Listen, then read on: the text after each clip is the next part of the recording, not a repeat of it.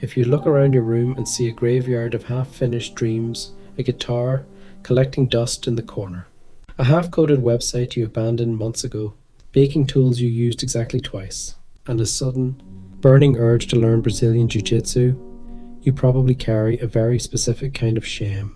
Society has already diagnosed you. They call you a dilettante. They say you lack discipline. They say you're chaotic. They say you'll never amount to anything because you can't just pick one thing and stay in it. And in the quiet moments, you believe them. You feel like an imposter in your own life. You've heard the phrase so many times it's become a weapon you turn against yourself. Jack of all trades, master of none, but you're forgetting the rest of the quote. A jack of all trades is a master of none, but oftentimes better than a master of one.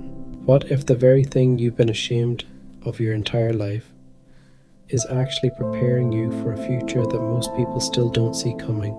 Because the world is no longer rewarding the person who digs one hole a mile deep. It is beginning to reward the mind that can connect across many. You are not scattered. You are not failing. You are building something rare. You are building an M-shaped mind, and in the world that is coming, that may be the greatest advantage a human being can possess. For the last century, society was built like a Nike. One deep vertical, one specialty, one lane. If you practiced your craft for 10,000 hours, the system rewarded you.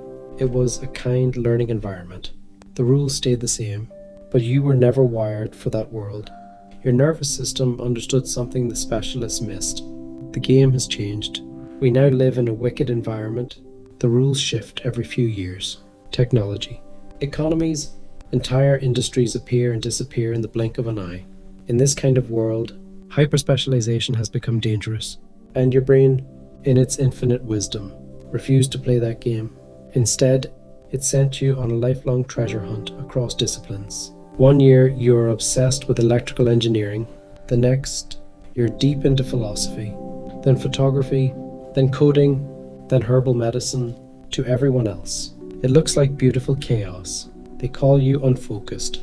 But what you're actually doing is collecting data points from vastly different domains. Psychology calls this far transfer, the rare ability to take knowledge from one unrelated field and apply it brilliantly to another. The web developer who used to be a beekeeper doesn't just write code. He understands systems, growth cycles, and organic architecture in a way no pure coder ever could. The designer who once studied biomechanics creates products that feel alive. The marketer who spent years learning magic understands human attention better than any data analyst. This is not dabbling. This is synthesis. And synthesis is quietly becoming the most valuable skill of the 21st century. But here's where most M-shaped minds suffer. You look at specialists your age becoming senior engineers, partners, or directors, and you feel behind. You feel like you're still at the starting line because you keep changing tracks. That pain is real, but it comes from a misunderstanding of your own geometry. You are not T-shaped, one deep specialty with general knowledge on top. You are M-shaped, multiple pillars of depth, connected by a bridge of insatiable curiosity. The secret the most successful M-shaped people have learned is this: you cannot build all the pillars at the same time. You must live in seasons. You might spend your 20s deep in music and art, your 30s mastering code to pay the bills, your 40s returning to philosophy and writing. You don't abandon the previous pillars, you complete their season, then move to the next.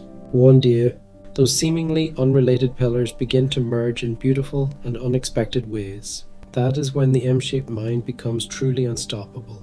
There is one final gift your wiring gives you. It's called redundancy. In nature, redundancy is not waste, it is survival. Elephants rarely get cancer because they carry multiple copies of cancer-suppressing genes. When one fails, another takes over. Your many interests are your genetic redundancy. If artificial intelligence replaces your current job tomorrow, the specialist panics. But you have electrical knowledge, teaching experience, creative skills, systems thinking, and the ability to learn rapidly. You are not fragile, you are anti-fragile. So stop apologizing for your graveyard of hobbies. Those weren't failures. They were semesters in the private university of your own becoming. You were never meant to be just one thing. You were built to become the bridge between worlds that others cannot even see. If this message found you, know this. Your chaos is not a flaw, it is preparation.